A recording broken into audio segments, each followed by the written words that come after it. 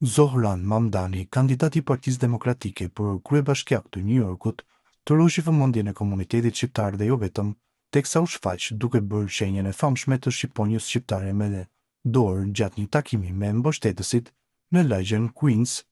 Ky gest simbolik i njohur si shenja e shqiponjës përfaqëson krenarinë dhe identitetin kombëtar shqiptar dhe u prit me entuziazëm nga shqiptarët që ishin prezent në ngjarje. Veprimi i Mamdanit u pasi një mënyrë për të lidhur më fort me komunitetin shqiptar në qytet dhe për të treguar respekt ndaj trashëgimisë së tij kulturore. Ndryshe, Mamdani është një politikan i ri dhe progresiv nga New Yorku, njohur për angazhimin në drejtësi sociale dhe reforma ekonomike.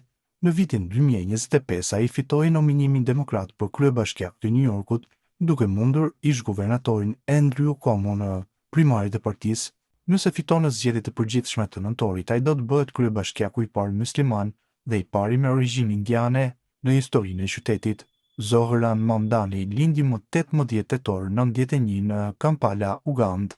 Është djali i regjizores indiano-amerikane Mira Nair dhe studiuesit Mohamed Mamdani, i cili ka origjinë indiane dhe ka jetuar në Ugandë.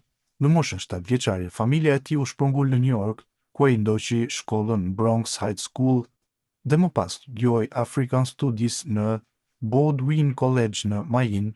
Në vitin 2018 u bë shtetas amerikan.